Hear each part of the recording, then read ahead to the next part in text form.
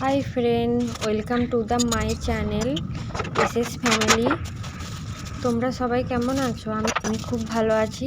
দেখো, আমি ঘুম থেকে সকালই উঠেছি, কিন্তু বাড়িতে পুজো, আজকে বাড়িতে লক্ষ্মী পুজো যেহেতু, সেই জন্য আমি একটু ব্যস্ততে ছিলাম বলে তাই ক্যামেরা অন করতে পারিনি সকাল থেকে। আমার মোটামুটি সব কাজই হয়ে গেছে, বাসি কাজ যা যা থাকে সব কাজই কমপ্লিট নিয়ে আমি তারপরে পুজোর জোগাড় করতে চলে এলাম।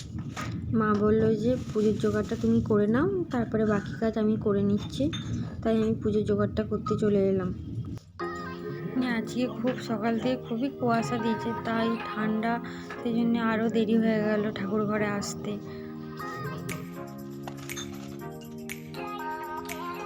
এইখানটায় করে আলপনা দেবো, এইখানটায় এই জায়গাটাতে মানে লক্ষ্মী পাতা হবে।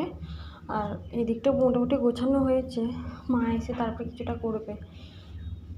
দেখো, আমার আলপনা দেওয়া কমপ্লিট।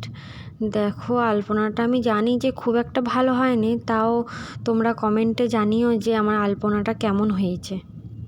দেখো, আমি বাইরেতেও দিয়েছি, ঠাকুর ঘরে বাইরেটায়। ওই চৌকিটা ওই আলপনার মধ্যেখানে বসানো হবে, ওখানে একটি লক্ষ্মী পাতা হবে। আমি ভাবলাম যে তাহলে ফলগুলো কেটেই নিই, যেহেতু টাইম হয়েই গেছে, 9:30 বাজছে। ব্রাহ্মণ তো বলেছে 10টার সময় আসবে, তাহলে আমি ফলগুলো কেটেই নিলাম। তাই আমাদের বাড়িতে পুজো হলে প্রসাদ কেউ খেতে চায় না, সেই নষ্ট হয়, জলেতে দিয়ে দিতে হয়। সেই জন্যে আমি অল্প করেই প্রসাদগুলো কেটে নিলাম।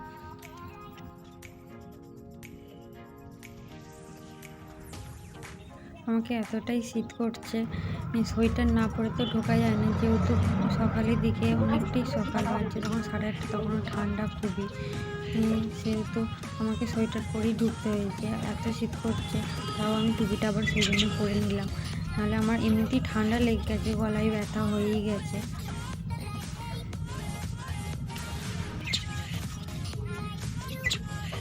আমার ফল কাটা কমপ্লিট হয়ে গেছে। ব্রাহ্মণ মশাইও চলে এসেছে, আমি বললাম যে বাইরে একটু বসতে, হয়েই গেছে, মা শুধু লক্ষ্মীটা পেতে দিলেই হবে। এই থালাগুলো আমি এবার জায়গায় জায়গায় দিয়ে দেব। মাও চলে এসেছে, মাও লক্ষ্মী পেতে নিল।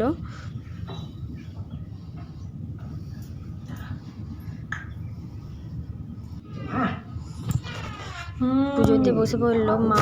পুজো হয়ে যাওয়ার পর মা আমাকে ফল দিয়েছিল, সেটাই আমি খাচ্ছিলাম। আমি ভিডিও এখানেই স্টপ করছি। তোমাদের যদি ভালো লেগে থাকে লাইক, কমেন্ট, শেয়ার করে